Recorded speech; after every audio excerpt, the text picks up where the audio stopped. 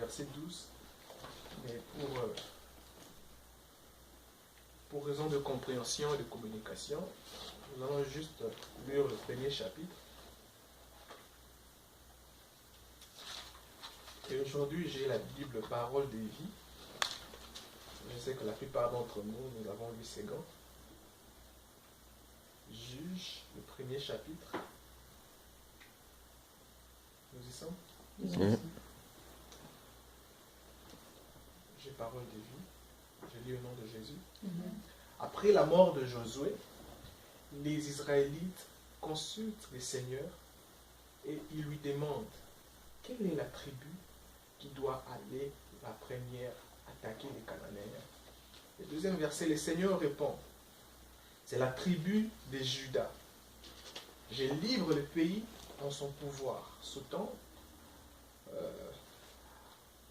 allons au verset 11.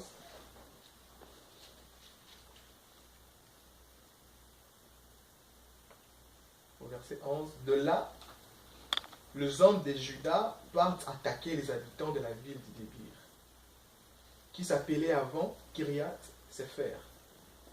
Alors Caleb dit, je donnerai ma fille Aksa pour femme à celui qui attaquera Kiriath Sefer et qui prendra cette ville. Verset 13, Othniel, fils de Kenaz, le petit frère de Caleb, donc son neveu, prend la ville et Caleb lui donna sa fille en mariage. Le verset 14. Quand Aksa arrive auprès d'Othniel et lui dit, demande donc un champ à mon père. Ensuite, elle descend de son âne. Caleb lui demande, qu'est-ce que tu veux? Elle répond, sois bon pour moi. Donne-moi des points d'eau. En effet, la région que tu m'as donnée au sud est très sèche. Alors Caleb lui donne les sources d'eau d'en haut et les sources d'eau d'en bas. Alléluia. Amen. Écriture puissante, n'est-ce pas? Juge, nous sommes dans Juge. L'histoire des juges ne parle pas nécessairement d'un homme assis sur une chaise et voulant prendre des décisions légales. Juge dans ce contexte parle d'un leader héroïque. Déjà, le mot juge en hébreu veut dire shaphat. S-H-A-P-H-A-T. Shaphat. C'est mot qui veut dire leader héroïque. Et la Bible désigne que dans le temps, Dieu suscitait toujours un homme, élevait un homme qui était comme un instrument pour conduire son peuple. Dieu l'a commencé avec Moïse. Dieu élève Moïse. Moïse sort ses peuples de l'Égypte. Et Moïse travaille efficacement et de manière puissante avec Dieu. Ils ont vu des choses spectaculaires, traversant la mer Rouge, voyant la manne tomber du ciel. Et juste après, Moïse meurt. Et dans Josué, le chapitre 1, la Bible dit, Moïse, mon serviteur, est mort. Josué, sois fort et courageux. Lève-toi et conduis mon peuple. Dieu élève Josué dans cette génération. Et Josué était déjà serviteur de Moïse. Josué déjà connaissait comment Moïse fonctionnait avec Dieu. Et Josué conduit tout le peuple de Dieu dans la même marche, dans la même conduite, dans la crainte de l'Éternel. Et avec Dieu, avec Josué plutôt, Dieu a fait des choses qui dépassent les entendements humains. Bon, les scientifiques disent que c'est faux, le soleil ne peut pas s'arrêter. Mais la Bible dit que Josué a dit que le soleil s'arrête et que le soleil s'arrêta afin que Josué combatte et qu'il finisse de battre tous leurs ennemis. Josué arrive devant les murs de Jéricho et Josué avec la louange, tout un grand muraille s'écroule. Josué a vu des choses. La Bible déclare même que leurs habits pouvaient pousser sur leur corps. Donc ils grandissaient avec les mêmes habits, les mêmes chaussures. Donc si tu avais des habits, Sapologie, ça grandit avec toi. En passant, nous étions en train de consulter notre compte Facebook hier, moi et Marc. On s'est rendu compte que tous ces habits, nous ne l'avons pas. C'était en 2012. Je dis, je n'ai plus, ça je n'ai plus, ça je n'ai plus, ça je n'ai plus. Et le peuple d'Israël a passé plus de 320 ou 400 ans avec des habits qui grandissaient sur eux.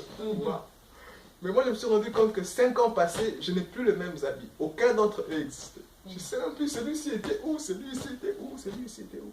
Donc le peuple d'Israël a vécu des choses qui dépassent l'entendement des dieux. Et maintenant nous arrivons dans Juge, qui veut dire Shaphat, un leader héroïque. Le peuple d'Israël habitué avec Josué, arrivant dans Juge, dont ils ont encore beaucoup plus besoin de lui. Josué meurt. Et le point d'interrogation vient prendre place dans cette phrase. Quelle serait la suite? Qui nous conduira? Comment continuerons à marcher? Comment continuerons à vivre?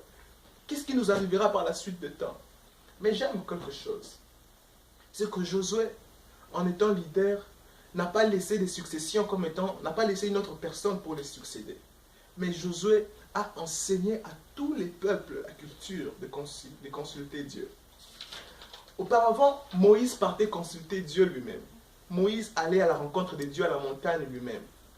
Mais après Josué, si vous lisez déjà le dernier chapitre du livre de Josué, c'est le chapitre 24, vous voulez voir ça? Allons dans Josué 24. Vous verrez, Josué meurt à 110 ans. C'est le verset 29. Le verset 29. Lisons à partir du verset 29 et 31. J'ai la Bible, parole des vies. Après cela, Josué, fils de Nun et serviteur du Seigneur, meurt. Il a 110 ans. Verset 30. On l'enterre dans la propriété qu'il a reçue à Timnath-Séra, dans la région montagneuse d'Éphraïm, au nord du mont Gatch. Les Israélites ont servi les seigneurs pendant toute la vie de Josué. Waouh! Ce n'était pas comparable au temps de Moïse. De temps en temps, ils se compromettaient, ils allaient consulter d'autres dieux. Mais la Bible déclare au verset 31, les Israélites ont servi les seigneurs pendant toute la vie de Josué. Il continue aussi après sa mort. Quel leader! Il continue aussi après sa mort, pendant toute la vie des anciens qui ont vécu les actions du Seigneur en faveur du peuple d'Israël. Josué, tu ne laisses pas des successeurs, mais tu laisses toute une nation la culture de savoir consulter Dieu. Et dans ces temps-là, après la mort de Josué, comment Dieu fonctionnait? Dieu, il n'y avait pas de postes, il n'y avait pas de roi, il n'y avait pas de premier ministre. Il n'y avait même pas un homme qui était là pour dire que j'ai le monopole de vouloir entendre Dieu pour vous conduire. Il n'y en avait pas. Mais Josué, avant d'aller, a laissé une culture, a impacté une culture, a appris une culture à tout un peuple. Même en son absence, les peuples pouvaient savoir quoi faire. Je sais que j'ai un auditoire plus large, donc j'ai des gens qui sont des pasteurs, des gens qui sont des prophètes, qui sont des évangélistes, qui sont des docteurs.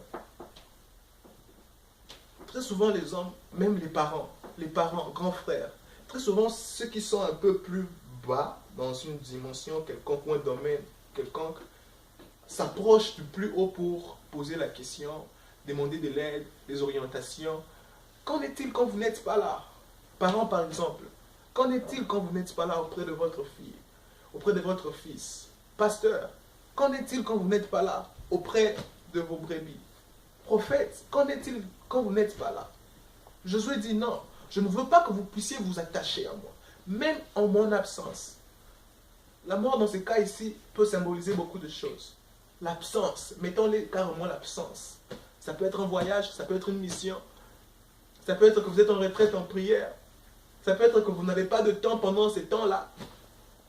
Mais est-ce que pendant que vous n'y êtes pas, est-ce que les gens sous vous sauront le pas à prendre? Avez-vous pris le temps d'impacter en eux cette culture? Josué n'était pas là, mais il a impacté cette culture. Comment il a fait? En étant exemple. Comment ça se passe? En servant d'exemple. Les gens qui sont sous vous doivent arriver à voir comment vous faites les choses. Doivent arriver à voir que dans cette situation, j'ai toujours vu le pasteur prier, dire Seigneur aide-moi. Dans cette situation, j'ai toujours vu papa dire Seigneur aide-moi. Dans cette situation, j'ai toujours vu Yaya dire Seigneur que ferions-nous? Les gens très souvent apprennent de nous dans un pourcentage élevé par rapport à ce que nous faisons, non pas par rapport à ce que nous disons. Les actes enseignent mieux que les paroles. Nous pouvons venir parler, prêcher, dire tout, prodiguer toutes sortes de conseils, orienter, dire des retraites, des séminaires, des conférences. Les gens qui sont plus bas que nous regardent comment nous faisons les choses. Et comme nous ne serons pas là, ils auront d'une manière automatique le même réflexe.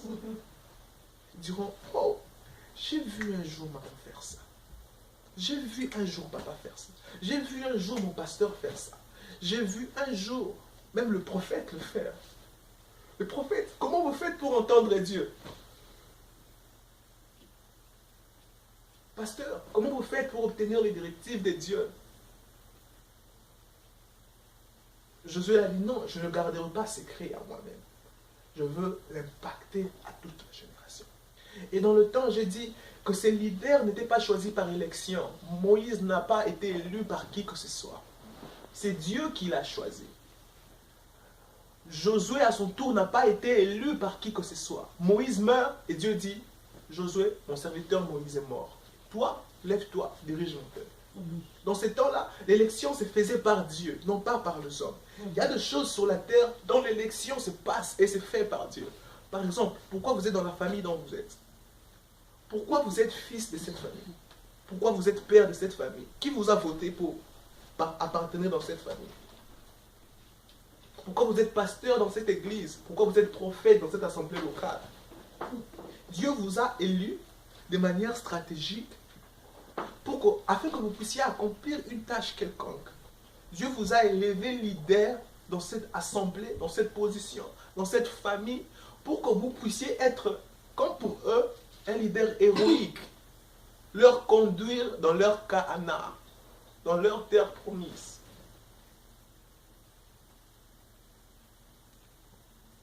De manière très prophétique et stratégique. Personne, par exemple, personne ne m'a élu pour que je fasse partie de ma famille. Moi-même, je n'ai même pas choisi de faire partie de cette famille. Comment est-ce que je suis ici? Ah non, non. Dieu m'a placé ici. Et si c'est Dieu qui vous a placé là, Dieu a déposé en vous le potentiel qu'il faut. Il vous a équipé convenablement afin de jouer le rôle qu'il faut dans cette position. Amen. Et Dieu commençait à élever les hommes de toutes catégories. Un homme qui était un berger, un homme qui était juste un suiveur, un petit de confiance, Josué. Et dans Juge plus tard, Dieu élève quelqu'un comme Gédéon. Un Gédéon qui dit, mais en fait, Dieu, tu t'es trompé d'adresse, pas moi. Il dit, je suis les diminués, pas moi, va chercher ailleurs. Dieu dit, non, même toi. Je t'ai choisi, toi. Mon élection tombe sur toi. Personne n'aurait dû choisir Gédéon. Vous savez, il y a de ces choix, si les hommes devaient choisir, nous autres, nous n'oserions jamais choisir. Si on devait choisir, toi tu auras des enfants, toi tu seras béni, toi tu seras... Si les hommes devaient choisir surtout, nous autres, je ne sais pas où on serait. Certains seraient encore stériles, n'auraient pas d'enfants. Lui là, s'il a des enfants, il va commencer à beaucoup parler, qu'il reste comme ça. Si tout était basé sur le choix des hommes, just imagine. Mais Dieu dit non. Il y a des choses dont je me donne le monopole. Il y a des choses dont je me prive pour moi-même. I'm going to choose who I want, where I want, when I want. Et Dieu choisit des hommes. Il choisit un homme comme Gédéon. Il dit, toi, tu es vaillant guerrier, vaillant héros. Gédéon s'est dit, qui, moi? C'est quoi le principe là? Quand Dieu t'a choisi, quand Dieu dit que tu es, même si tu ne l'étais pas, tu deviens. Quand Dieu dit que la lumière soit, même dans le ténèbre, la Bible déclare la lumière fut. Amen. On ne voit même pas les processus de changement, comment automatiquement il y a eu un changement. La parole de Dieu a en elle la puissance créative.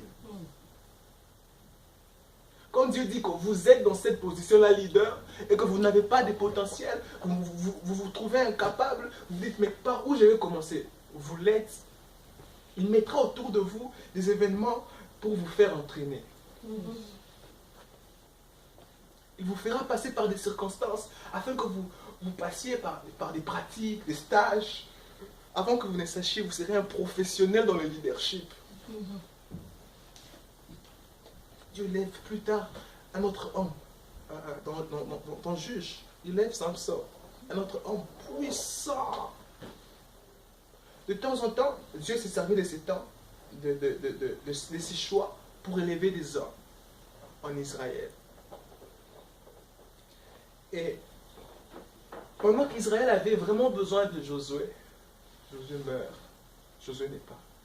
Mais Josué laisse la culture à ses peuples. Et dans le premier chapitre, au premier verset, la Bible déclare, après la mort de Josué, les Israélites savaient que faire. Les Israélites consultent les seigneurs et demandent quelle est la tribu qui doit aller la première attaquer les Cananéens. Voilà Canaan. Quelle est la tribu qui doit aller attaquer les Cananéens? Et vous savez, dans ce temps-là, les peuples qui occupaient Canaan étaient immoraux, étaient focalisés sur l'argent, le sexe et servir Dieu selon leur propre choix. Nous voulons un Dieu selon nous. Voilà pourquoi vous verrez, quand Moïse était dans la montagne, ces peuples est allé dire à Aaron, crée-nous notre Dieu à nous. Selon nous. Ces peuples dans ce temps-là aimaient avoir un Dieu qui leur plaît, un Dieu selon leur goût, selon leur... un Dieu fashioned, selon leur forme. Et Moïse s'en va, mais inculque une culture à ce peuple. Il dit non, vous ne soyez pas influencés par l'influence externe. That's another work of the leader. Travaille tellement dans l'endroit où Dieu fait de toi leader, de manière à ce que l'influence externe ne dérange pas l'homme interne. Pourquoi? Si ces peuples restaient comme ça, ils seraient vulnérables. Aussitôt, ils voudrions vouloir emprunter les doctrines, les pratiques qui les environnaient. Mais Josué, avant de quitter, avant de s'en aller, impacte cette culture dans le peuple. Mais pendant qu'il n'est pas là, ils ne sont pas influencés. Aussitôt Josué meurt, je ne sais pas qui avait cette idée-là, mais la Bible dit, les Israélites, le peuple, c'était comme une culture. C'était comme, quand on se voit, on se dit bonjour. La personne a besoin de dire, toi tu m'as plus salué, pourquoi tu ne me salues pas? Non. C'est une culture. Automatique. Exactement, automatique. On sait que c'est ça qu'on doit faire. La Bible déclare, les Israélites consultent les seigneurs et ils demandent, quelle est la tribu qui doit aller la première attaquer les Cananéens? Et j'aime ça. Ces peuples n'avaient pas seulement la foi pour parler à Dieu, ils avaient aussi la foi pour écouter Dieu. Ils savaient que si la connexion marche pour parler à Dieu, la même connexion parle pour l'écouter. Comment est-ce possible qu'on croit qu'on peut le parler, qu'on peut prier, qu'il nous entend, mais qu'on ne peut pas l'écouter en retour? Après avoir prié, le verset 2, le Seigneur répond. J'aime ça. Est-ce que quand nous prions, nous entendons, est-ce que le Seigneur répond? Le Seigneur répond. Il dit, avec précision, c'est la tribu des Judas. Je livre le pays en son pouvoir. Le Seigneur répond. Je suivais le pasteur Marcelo hier qui disait, très souvent les chrétiens aiment faire de la vie des autres leur vie. Juste parce que Dieu parle à l'autre par le rêve, tu crois que Dieu te parlera aussi par le rêve. Non, non, non. À toi, Dieu peut parler par une paix, par une conviction, par une croyance interne, assise et ferme, par une écriture biblique. Tu peux juste sentir une écriture biblique venir dans ton cœur. Dieu peut te parler par une conviction. Et certains d'entre nous, après avoir prié, nous entendons à ce que nous puissions écouter, parler. C'est ça que j'allais partager aujourd'hui. Et Dieu a changé mon message dans le juge. J'ai toujours tendance à vouloir rentrer là-bas. Mais ce n'est pas ça le cœur de mon message. Dieu nous parle de manière différente. Et il parle à tout le monde. Il parle toujours, always. Et ce peuple savait écouter quand Dieu parlait. Alléluia. Amen. Faisons la lecture kangourou, sautons au verset 11. Et là maintenant le peuple va pour attaquer. Je ne serai pas très long aujourd'hui parce que nous allons prier. Le peuple de Juda va attaquer. Le peuple de Juda attaque ce peuple qui s'appelait Kiriath Sefer, dans le verset 11. Et voilà, Caleb était les doyens. Caleb était de la génération de Josué. Alors si Josué est mort à 110 ans, donc Caleb pouvait avoir environ 110 aussi. Et Caleb dit, c'est lui qui ira battre ces peuples et vaincre ces peuples, que tu donneras ma fille en mariage. Vous savez, c'est la même chose que Saoul a dit, que David a entendu, non? Yeah. C'est lui qui battra, je donnerai ma fille en mariage. Quelle motivation! Et il y a un homme qui s'appelait Othniel, c'était le neveu de Caleb, qui entend ça dit non, il saute premier. Il dit quoi? Jackpot! Il saute premier, il va, il combat, et finalement, il s'empare de la ville. Et Caleb lui donne sa fille en mariage. C'est maintenant